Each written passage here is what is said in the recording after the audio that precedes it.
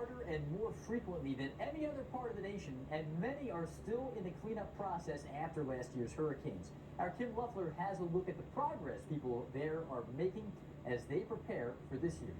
Many Louisiana residents are still picking up the pieces months after Hurricanes Laura and Delta slammed into the state, leaving a trail of destruction behind. There's still a lot of tarps on roofs from both hurricanes.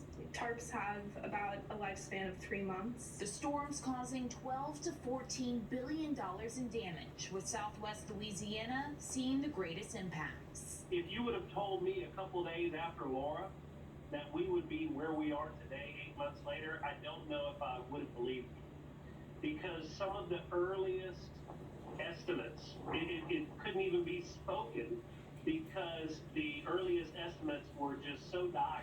Lake Charles Mayor Nick Hunter says lessons learned from Hurricane Rita 15 years earlier helped recovery efforts move more quickly for these storms. We had pre-positioned contracts in 2020 that we didn't have back in 2005.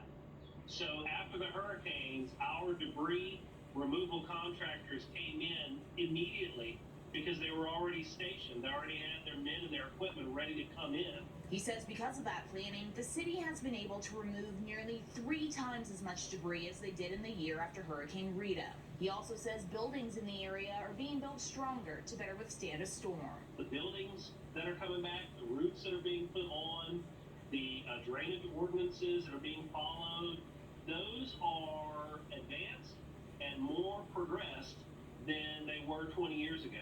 But there's still work to be done, and a big concern for both government officials and relief organizations like All Hands and Hearts still on the ground in Louisiana is funding. Our funding is set to run out in August, so at that time we will have to leave unless we find more funding, which we are very hopeful for. We still have a long road of recovery ahead of us.